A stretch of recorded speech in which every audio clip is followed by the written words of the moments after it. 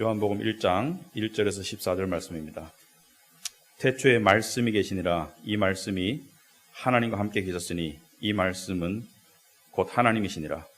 그가 태초에 하나님과 함께 계셨고 만물이 그로 말미암아 지은 바 되었으니 지은 것이 하나도 그가 없이는 된 것이 없느니라. 그 안에 생명이 있었으니 이 생명은 사람들의 빛이라. 빛이 어둠에 비치되 어둠이 깨닫지 못하더라. 하나님께로부터 보내심을 받은 사람이 있으니 그의 이름은 요한이라. 그가 증언하러 왔으니 곧 빛에 대하여 증언하고 모든 사람이 자기로 말미암아 믿게 하려 함이라. 그는 이 빛이 아니요 이 빛에 대하여 증언하러 온 자라. 참빛 곧 세상에 와서 각 사람에게 비추는 빛이 있었나니 그가 세상에 계셨으며 세상은 그로 말미암아 지은 바 되었으되 세상이 그를 알지 못하였고 자기 땅에 오매 자기 백성이 영접하지 아니하였으나 영접하는 자 곧 그 이름을 믿는 자들에게는 하나님의 자녀가 되는 권세를 주셨으니 이는 혈통으로나 육정으로나 사람의 뜻으로 나지 아니하고 오직 하나님께로부터 난 자들이니라. 말씀이 육신이 되어 우리 가운데 거하심에 우리가 그의 영광을 보니 아버지의 독생자의 영광이요 은혜와 진리가 충만하더라. 아멘. 앉으시기 바랍니다. 기도하겠습니다. 사랑과 은혜가 충만하신 하나님 아버지, 오늘도 저희들에게 변함없이 말씀을 통해서 말씀하실 줄 믿습니다. 아버지 하나님, 우리에게 오직 예수 그리스도라는 제목으로 우리 각자에게 필요한 은혜가 무엇인지 저는 알 길이 없사오나 성령께서 아실 줄 믿사옵나니 성령께서 이 시간을 통해서 하늘의 문을 여시고 우리에게 꼭 필요한 은혜를 우리에게 내려주시옵소서. 예수님 이름으로 기도합나이다. 아멘. 예, 오늘 아침에 제가 상당히 우울합니다. 왜냐하면은 프라이버시 때문에 말씀을 못 드리겠지만은 우리 믿는 가정에 생긴 한 좀 불행한 일 때문에 상당히 좀 우울한데, 여러분 우리끼리 이야기입니다만은 우리끼리 여러분은 하나님이 섭섭할 때 없습니까? 하나님이 섭섭할 때 또는 하나님이 좀 너무 하신다 이렇게 싶을 때 혹시 없습니까? 무슨 말이냐면은 하나님은 우리가 인생에서 가지는 수많은 왜라는 질문이 있습니다. 왜? 그죠? 크게는 세상이 어떻게 왜 생겼을까?부터 우리의 미래는 어떻게 될 것인가?부터. 근데 우리가 가장 뼈저리게 느끼는 왜는 이런 건 것 같아요. 특히 신앙인으로서 내가 성실히 노력했고 마음에 할 수 있는 정성을 다했고 심지어 기도했고 하나님께 간절히 매달렸는데, 여러분 하나님이 모든 것을 주관하시는 걸 믿지 않습니까? 그 하나님께서 마지막 순간에 그 탑을 무너뜨릴 때, 그 정성과 기도로 쌓던 탑이 와르르 무너질 때, 그때 우리는 왜라는 질문을 안 할 수가 없어요. 왜 이러십니까 하나님? 그런데 하나님이 대답하시던가요? 하나님이 그 당시에 대답하시던가요? 여러분 성경에 보면요, 욥이라는 인물이 있습니다. 욥기라는 책이 있는데 이 욥이라는 인물의 삶을 보면은 욥은 굉장히 부자였습니다. 부를 싫어할 사람은 없습니다. 양떼와 낙타떼가 수천 마리씩 있었어요. 종들도 셀 수 없었고요. 그리고 가족 구성원도 아주 완벽하다 싶을 정도로 7대3, 7이라는 숫자 좋은 숫자죠. 성경에서 3도 좋은 숫자입니다. 아들 7, 딸 3. 근데 이 아들들과 딸들이 모여서 이 파티를 돌아가면서 합니다. 왜? 부자니까 파티를 하는데, 혹시 이 행복이 무너질까봐 욥이 의롭게 살았지만 혹시라도 이 행복이 무너질까봐 욥이 어떻게 했습니까? 이 향연이 있고 난 다음에 항상 하나님께 예물을 드렸습니다. 혹시 죄를 지었을까봐 하나님께 예물을 드리면서, 하나님 혹시 우리가 죄를 지었거든 용서하세요. 그렇게 신앙의 탑을 쌓으면서 살았는데 어느 날 양떼 소떼가 다 약탈당하고 죽습니다. 종들이 다 죽어요. 아들과 딸들이 하루아침에 다 죽습니다. 하루아침에 모든 것이 다 이루어집니다. 그런데 사람이 불행을 닥칠 때 너무 힘들다, 도저히 못 견디겠다, 이게 내 한계야. 그럴 때 무엇을 희망합니까? 여기서 더 이상 넘어지지는 말자. 더 이상 넘어질 데가 없다. 그런데 더 이상 넘어질 데가 없는데 이 바닥까지 내려왔는데 지하실을 팔 때가 있죠, 여러분. 바닥을 쳤는데 지하실이 또 있더라고요. 그것도 지하 1층도 아니라 2층, 3층까지. 그래서 욥의 몸에 종기가 다 나요. 이걸 보던 욥의 와이프가 욥에게 이렇게 말하고 떠나버립니다. 욥의 와이프니까 욥의 삶을 쭉 지켜봤을 거 아닙니까? 하나님 앞에 바르게 살려고 했던 욥의 모습, 의롭게 살려고 했던 욥의 모습. 근데 욥에게 뭐라고 말하고 떠납니까? 하나님을 저주하고 죽어버려라. 이게 제 말이 아니고 성경 말씀입니다. 하나님을 욕하고 죽어라. 그러니까 욕이라는 게 이게 저주거든요. 하나님을 저주하고 죽어라. 이게요, 이 여자가 악처라서 그런 말이 아닙니다. 여러분 잘 보면 이 여자가 악처가 아니고 이 여자가 일반 전형적인 사람인 거예요. 그러니까 이 정도 되면은 하나님이 뭐 설명도 안 해주고 납득할 수도 없고 하나님에 대한 원망과 불만이 우리에게 안 나옵니까? 이걸 표현했을 뿐이지. 하나님을 저주하고 죽으라는 건 뭐예요? 여러분, 죽는다는 것은요, 신에 대한 극단적인 반항입니다. 인간이 선택할 수 있는 가장 극단적인 반항이 자기를 죽이는 거예요. 왜 그렇습니까? 신이 만든 내 생명을 이제는 더 이상 신에게 못 맡기겠다. 이제는 더 이상 신이 내 생명을 가지고 좌지우지하는 것을 내가 멈추어 버리겠다. 그래서 내가 나를 죽여버리겠다. 이게 신에 대한 극단적인 반항입니다. 그래서 하나님을 저주하고 죽어라. 욥의 얘기는 여기서 시작됩니다. 욥의 세 친구가 찾아와요. 근데 욥을 보니까 너무 불행한 거예요. 하루아침에 재산 다 날렸죠. 자식들 다 죽었죠. 몸은 종기로 뒤덮였죠.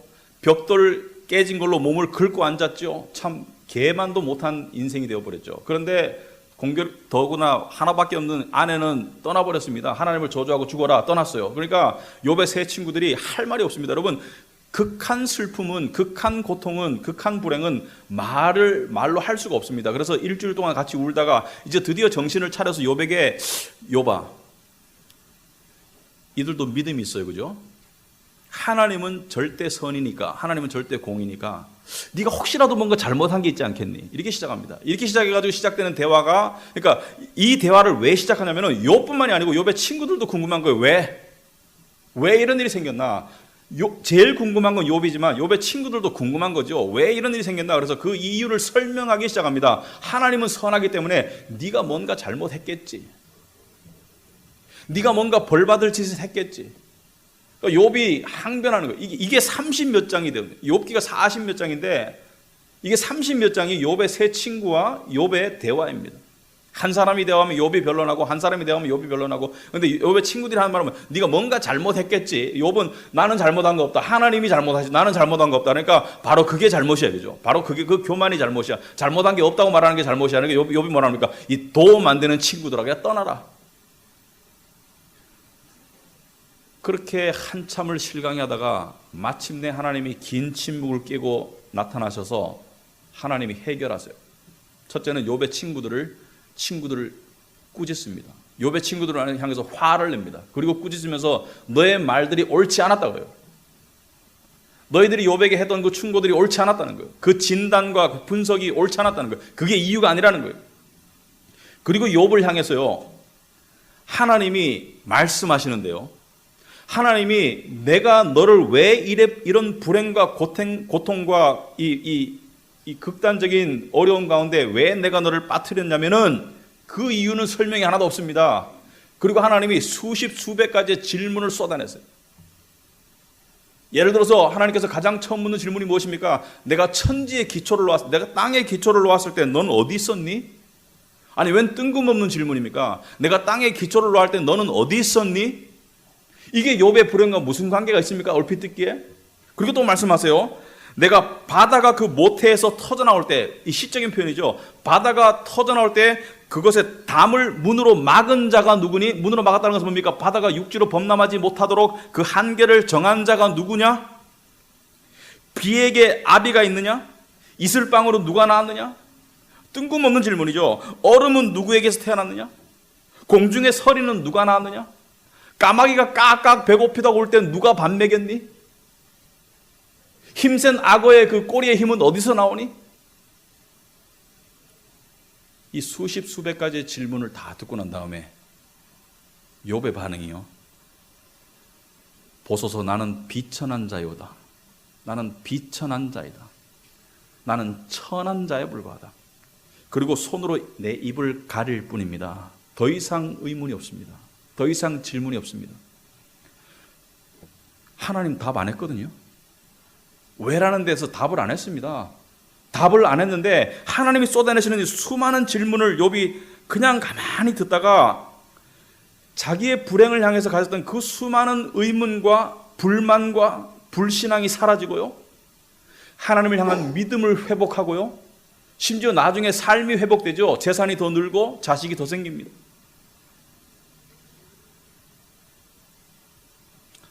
여러분, 성경은 설명이 없습니다.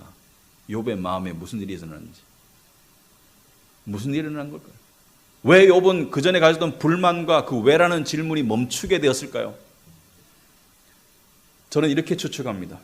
첫째로 욥은 하나님이 하시는 일을 인간이 다 이해할 수 없다는 자기 한계를 인정하는 단계에 갔어요. 하나님이 하시는 일을 다 이해할 수 없다는 그것을 인정하는 단계를 갔고요. 두 번째는 하나님은 모든 일을 일일이 설명하지 않으시지만 그래도 하나님은 하나님이다. 그리고 더 나아가서 하나님의 선하심은 어떠한 경우에도 도전받을 수 없다라는 하나님 중심의 믿음을 갖게 되었습니다. 여러분 하나님을 압니까? 우리는 하나님을 알고 믿죠. 그렇지만 하나님을 알지만 하나님을 모릅니다. 저같이 목사나 또 신학을 공부한 사람들에게 사람들이 많은 걸 기대하시거든요. 어떤 질문이라도 답할 수 있을 것처럼. 오해하지 마세요. 저도 모릅니다. 아는 만큼 알지 몰라요. 근데 성경에서 우리에게 보여준 하나님에 대한 지식, 그 한계 지식, 그 알려주는 만큼의 그 지식만 알아도 구원과 삶에는 충분하지만 근본적으로 말하면은 하나님에 대해서 알면 알수록 정말 알다가도 모를 뿐이라는 것을 뼈저리게 느끼는 것이 진정한 신앙입니다.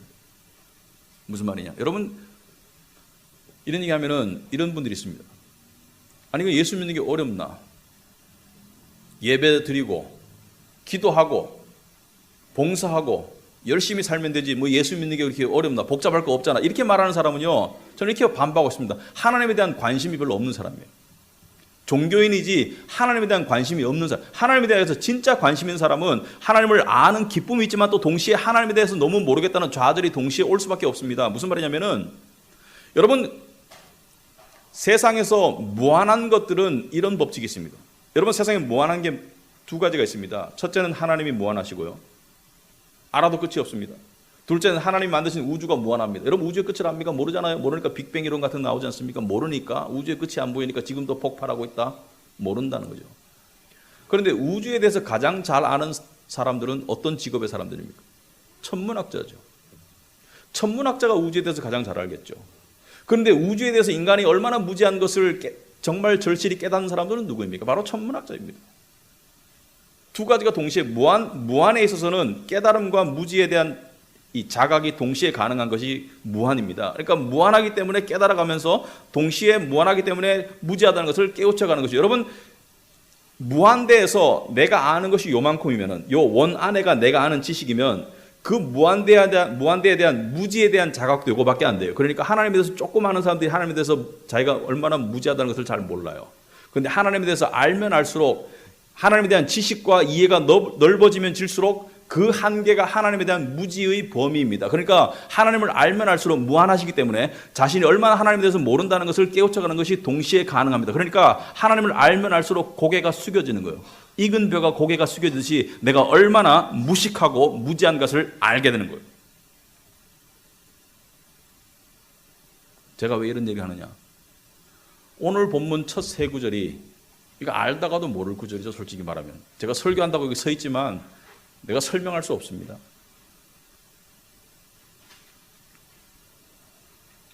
태초에 말씀이 계시니라. 이 말씀이 하나님과 함께 계셨으니 이 말씀은 곧 하나님이시니라. 여러분, 태초에 말씀, 여기 주인공이 말씀입니다. 가장 처음 나오는 말씀이 계셨고 이 말씀이 하나님과 함께 계셨고 이 말씀이 곧 하나님이다. 그러니까 말씀이 하나님이라는 거예요. 여러분, 이것을 믿음으로 받아들이지 이거 설명할 수 있습니까? 우리가 말하는 말씀은 언어고 글이지 이것이 어떻게 하나님이란 인격체냐. 그리고 말씀이 하나님과 함께 계셨고 3절에 보니까 만물이 그로 말미암아, 여기서 그는 3인칭 단수 히, 그는 말씀을 말하는 거예요. 말씀을 통해서 모든 세상이 지음을 받았고 지은 것이 하나도 그가 없이는 된 것이 없다. 말씀을 통해서 지어졌다는 거예요. 그러니까 말씀이, 그냥 성경 말씀이, 이 말씀이 그냥 글이 아니라 뭐라는 거예요? 하나의 인격체이고 동시에 하나님이다. 그리고 또 14절에 보니까 말씀이 육신이 되어 우리 가운데 거하심에 우리가 그 영광을 보니 아버지의 독생자의 영광이요. 말씀이 뭐라고요? 말씀이 예수님이다. 그러니까 하나님이, 여러분, 말씀이 하나님이고 말씀이 예수님이면 A가 B고 A가 C면 B와 C는 같은 것이죠. 그러니까 하나님이 예수님이다. 그죠? 여러분, 이 삼위일체를 말하는 겁니다. 삼위일체, 성령, 성부, 성자, 하나님 아버지와 예수님과 성령님이 세 인격이지만 한 분이라는 것을 여러분 이해하고 믿습니까? 아니면 그냥 받아들입니까? 난 설명 못 하겠습니다. 제가 신학을 적게 공부한 건 아니라고 생각합니다. 일반적으로 박사학위까지 했으니까 설명 못 하겠습니다. 하지만 믿습니다. 왜? 성경에서 말하니까. 그런데 이해 못 하는데 왜 믿냐? 예를 하도록 하겠습니다. 여러분 집에 개미가 한 마리 있어요. 개미가 여러 마리 있어요. 개미가 있어요. 근데 개미에게 여러분에 대해서 설명해주고 싶은데 설명할 수 있는 길이 열렸다고 칩시다.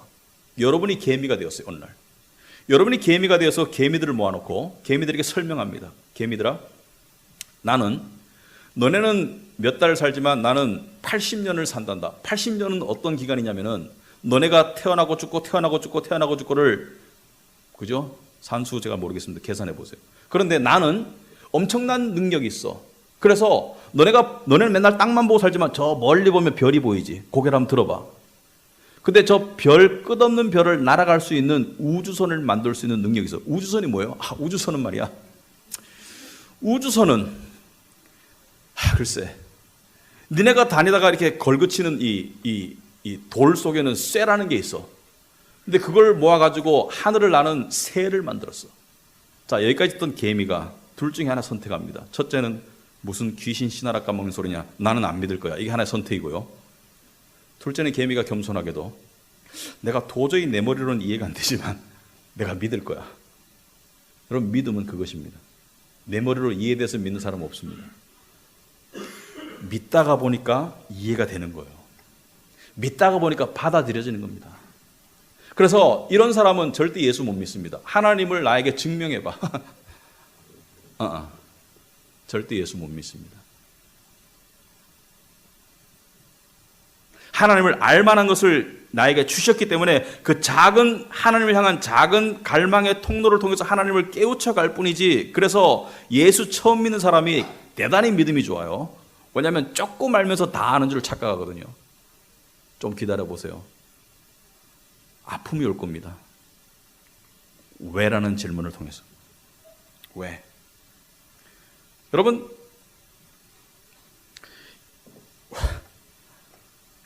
솔직히 말해서 우리 인생에서 우리가 가장 일반적으로 자주 느끼는 감정 상태가 뭡니까?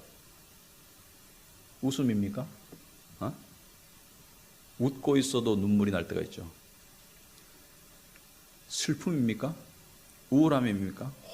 화냄입니까? 사람마다 다르겠죠. 그런데 일반적으로 인생에서 가장 주된 감정은 시편 31편 10절에 이렇게 나와 있습니다. 너의 연수를 탄식으로 보낸다.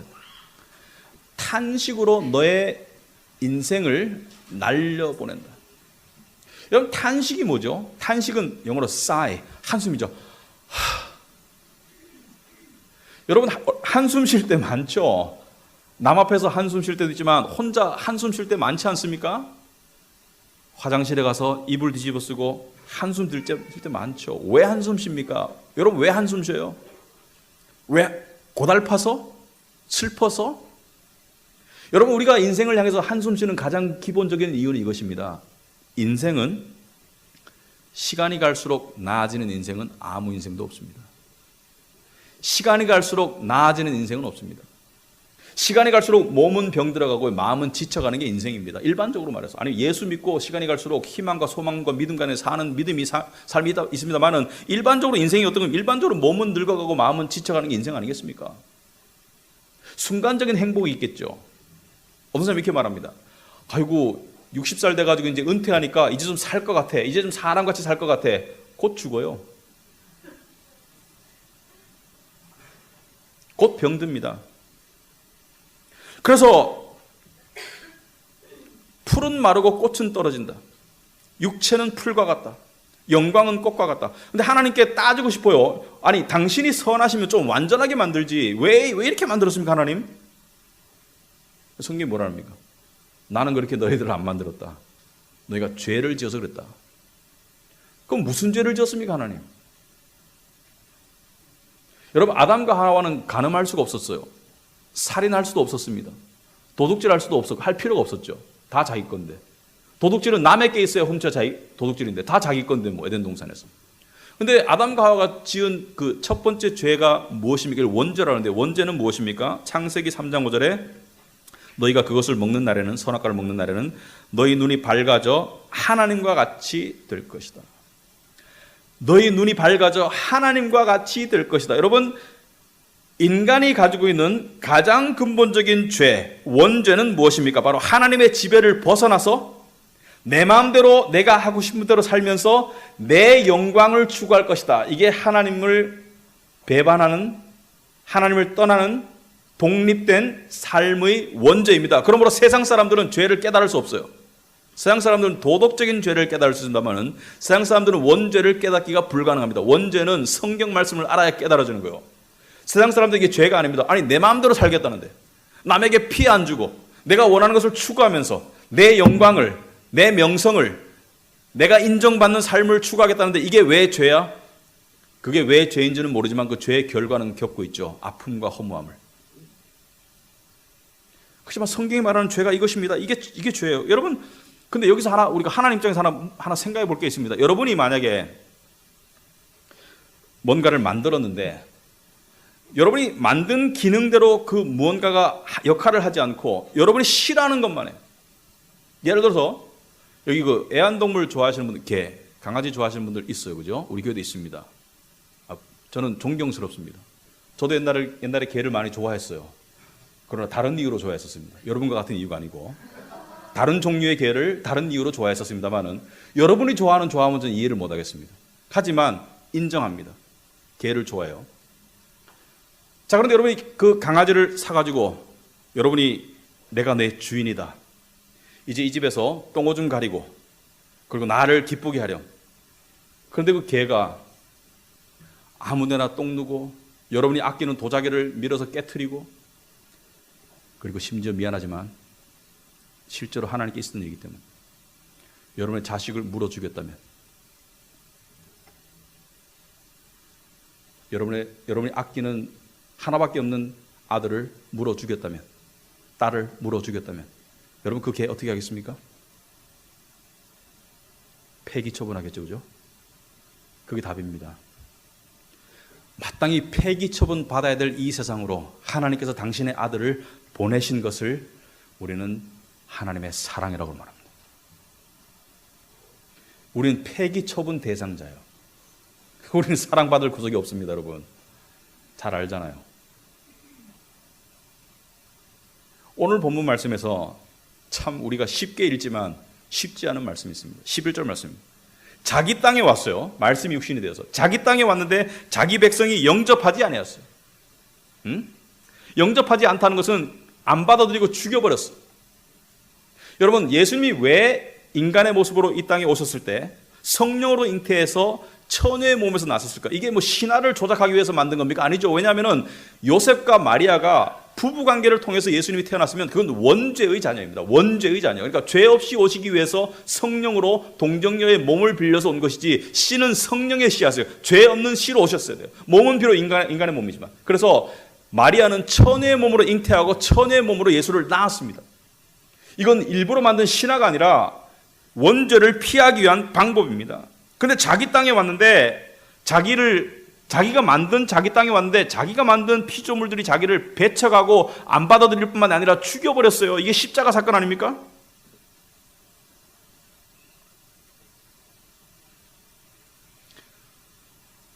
근데 그 십자가는요, 그 악한 일, 그 엄청난 불행을 통해서 하나님이 구원의 놀라운 역사를 이루셨다. 하나님의 위대함이 여기 있는 겁니다. 아까 우리가 녹두리처럼 이야기했지만 이걸 우리 삶에 적용해 보면요, 약속의 말씀을 바탕으로 우리 삶에 적용해 보면, 말씀의 약속이 있으니까 로마서 8장 28절에 우리가 알거니와 하나님을 사랑하는 자 곧 그의 뜻대로 부르심을 입은 자들에게는 모든 것이 합력하여 선을 이룬다고 했는 약속의 말씀이 있기 때문에, 이것을 우리 삶에 적용해 보면은 우리가 이해할 수 없는, 우리가 받아들일 수 없는 불행과 또 고통의 시간을 통해서도 하나님은 그것보다 훨씬 더 값어치 있는 우리에게 선한 일을 이루어 가신다는 것을 믿는 것을 믿음이라고 하는데, 그 믿음이 왜 힘들지만 고귀한가? 왜? 수많은 왜라는 질문에 대한 답을 안 주시면서 그냥 약속의 말씀을 믿으라는 거예요.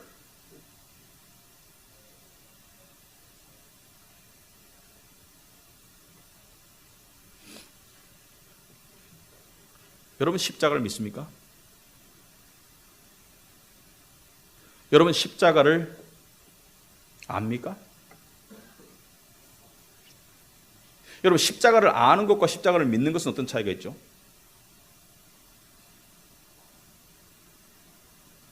루터는 구원받기 전에, 하나님의 자녀가 되기 전에 십자가에 관해서 알았습니까? 예수 그리스도가 십자가에 죽은 것을 알았습니까? 알았죠, 당연히. 여러분 제가 지난주에 종교적 믿음과 구원의 믿음에 대해서 이야기했습니다. 종교적 믿음과 구원의 믿음. 종교적 믿음과 구원의 믿음은요, 종교적 믿음은 단순하게 말하면 하나님에 관해서 아는 거예요. 하나님에 대해서 아는 것을 종교적 믿음이라고 합니다. 그렇지만 구원의 믿음은 하나님을 아는 거예요. 하나님에 관해서 아는 것이 아니라 하나님을 아는 거예요. 그러니까 객관적인 사실을 아는 것이 아니라 그 객관적인 사실이 나의 주관적인 체험이 될 때 하나님을 안다고 말하는 거예요. 저는 어렸을 때 교회를 다녔습니다. 십수년을. 예수님의 십자가에 대해서 수십 번, 수백 번 들었겠죠. 아니, 교회 나가서 우리가 듣는 게 그거 아닙니까? 그런데 하나님을 몰랐습니다.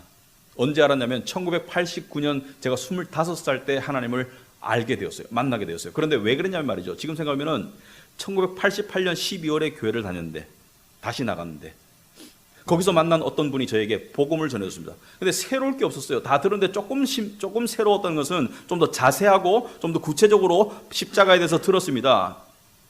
영접하는 자, 오늘 본문에 영접하는 자 곧 그 이름을 믿는 자들에게는 하나님의 자녀가 되는 권세를 줬다. 예수 그리스도 십자가에서 나의 죄를 위해서 대신 죽으신 예수님을 영접하면 하나님의 자녀로 거듭날 수 있다. 들었어요. 그런데 제가 그것을 듣고 난 다음에 저에게 이것이 완전히 색다르게 다가온 이유는 바로 이 질문 때문입니다. 그분이 저에게 하신 말씀이, 형제요, 제요 형제, 형제는 이 십자가가 형제의 십자가라는 사실을 믿습니까? 도전적이었습니다. 그냥 십자가에 관해서 멀리 떨어져서 그냥 그 이야기를 듣고 그냥 알고 그냥 인정하는 척하는 단계를 넘어서 이게 형제의 십자가라는 것을 믿습니까? 이 무슨 말인지를 처음에 이해를 못했습니다. 그런데 하나님의 은혜로 그 일이 있고 난 다음에 제가 제 10년 가운데 어딘가로 저를 끌어당기는 어떤 큰 힘이 저를 끌고 가는 것을 느꼈어요. 어딘가로 끌고 가는 걸 느꼈어요. 근데 그것을 제가 열심히 저항했었습니다. 어떻게 저항했냐면, 나는 착하게 살 거야. 이제 과거를 청산하고 이제 바른 생활을 할 거야. 나는 이제 교회 열심히 다닐 거야. 그것을 통해서 저항했었는데, 아니, 이 끌고 가는 힘은 하는 말이, 닥쳐. 그건 필요 없어. 닥쳐. 필요 없어. 따라와. 제가 끌려간 곳이 십자가였습니다. 저는 그때까지 십자가가 예수님의 십자가인 줄 알았어요. 근데 그 십자가 위에 내 이름이 쓰여져 있었습니다. 내가 죽어야 될 십자가. 아니, 예수님이 왜 죽습니까, 십자가에? 죄 없으신 분이 하나님의 저주를 왜 받습니까? 내가 죽어야 될 십자가였던 거예요. 그게 여러분이 죽어야 될 십자가였던 거예요. 놀라운 사실은 하나님의 죄 없는 하나님의 아들이 여러분을 대신해서 여러분을 끌어안고 그 십자가에서 대신 죽으신 거예요. 그러니까 한편으로 말하자면 예수님이 여러분이 되신 거예요. 예수님이 내가 된 겁니다. 나처럼 되고 내가 된 거예요. 예수님이 여러분이 된 거예요. 예수님이 여러분 개인이 돼서 여러분이 죽어야 될 십자가에 예수님이 대신 죽으신 거예요. 이게 십자가를 믿는 거예요. 내가 죽어야 될 십자가입니다. 내 손에 박혔어야 될 못이었습니다. 내 옆구리에 찔려야 될 창이었습니다. 내가 당할 수치였습니다, 여러분. 여러분, 의문을 가지는 것은 중요합니다. 예수님은 왜 십자가에서 옷 벗고 죽으셨을까? 아니, 옷 입고 죽으면 되지 왜 옷 벗고 죽었을까, 하필이면? 왜 벌건 몸을 다 드러내고 갈비뼈를 드러내고 옷 벗고 죽으셨을까? 여러분, 옷을 벗는다는 것은 무엇을 말하죠? 여러분을 여기서 옷을 벗긴다? 부끄럽죠. 여러분의 내면을 드러낸다? 여러분, 창세기를 읽어보면은 죄를 짓고 난 아담과 하와가 가장 첫 번째 한 행위가 무엇입니까? 바로 무화과나무로 옷을 만들어서 자기의 부끄러운 부분을 가렸어요. 수치 가리개를 만들었습니다. 왜? 수치는 인간이 가장 두려워하는 거예요. 죄의 결과입니다. 여러분, 엄청난 불행을 당하면서도 엄청나게 힘들면서도 남한테 말 못하니까 더 힘들죠. 왜 그렇습니까? 왜 말 못합니까? 부끄러워서, 수치스러워서. 특히나 여러분 때문에 초래된 것이나 여러분을 한없이 무가치하게 만드는 사건을 이야기하기가 곤란합니다. 수치스러워서. 예수님 십자가에서 왜 옷 벗고 죽으셨습니까? 우리의 수치를 가려주기 위해서. 거꾸로 생각하시면 돼요. 예수님 십자가에 왜 죽었습니까? 우리를 살리기 위해서. 예수님 십자가에서 왜 버림받았습니까? 하나님께 우리가 받아들여지기 위해서. 예수님 십자가에서 왜 옷 벗고 죽었습니까? 그래서 우리가 그리스도의 의로 옷 입게 하기 위해서.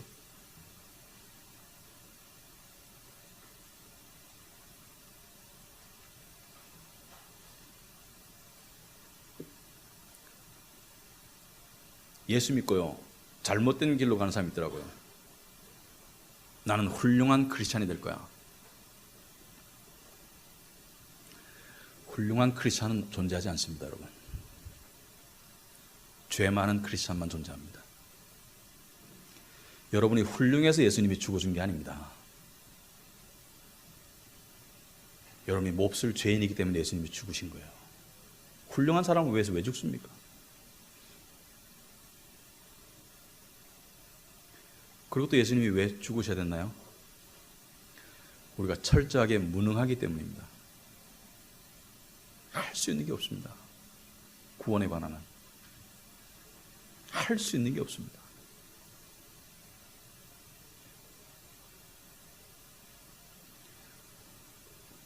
여러분, 세상 살면서 답답할 때 있습니다. 여러 가지 이유로 답답하지만 진리를 마음 놓고 말할 수 없어서 답답한 거예요. 세상은 이게 옳은 길이라고 말합니다. 성경은 그게 사망이라고 해요. 세상은 이게 죄가 아니고 나의 선택이라고 말합니다. 성경은 뭐예요? 하나님을 모르고 하나님 법대로 살지 않는 모든 것이 죄라고 말합니다. 세상은 돈이 소망이라고 말합니다. 하지만 하나님 말씀은 돈은 위험하다고 해요.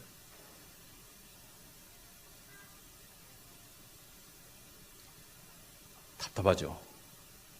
교회가 왜 중요한 줄 압니까? 예배나 믿는 사람의 모임이 왜 진리를 서로 말할 수 있어서 우리끼리 이야기하는 거예요. 우리끼리. 세상이 거짓말이야. 이게 참말이야. 이게 참말이야. 이 세상에 진정한 소망은 없습니다. 여러분, 엄밀히 말하면요, 이 세상에 믿을 사람 아무도 없습니다. 누가 여러분을 100% 신뢰할 수 있도록 믿음을 주겠습니까?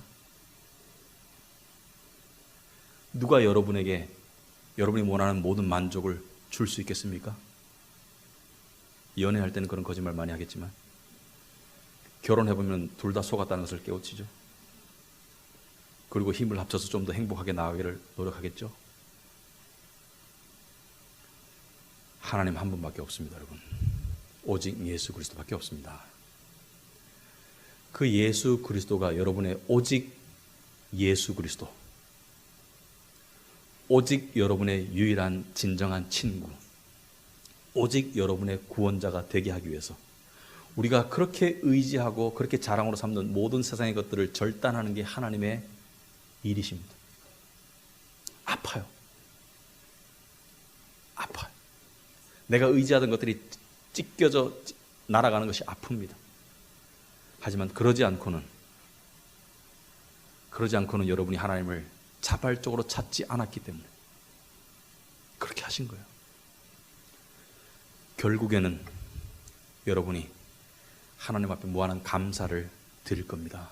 지금 고통스러워도. 왜라는 질문에 대해서 아마추어적인 답을 자꾸 만들어가는 우리 본성, 그것을 거부하고 하나님으로부터 답을 기다리세요. 언젠가는 답이 주어질 겁니다. 그 답이 주어질 때 여러분은 오직 감사와 영광 돌림밖에 할 수 없을 것입니다. 하나님의 답은 우리가 생각하는 그런 답이 아닙니다. 하지만 하나님의 답은 여러분을 완전히 침묵하게 하고 완전히 노래 부르도록 만들 겁니다. 왜? 그분은 절대 선이기 때문에. 기도하겠습니다.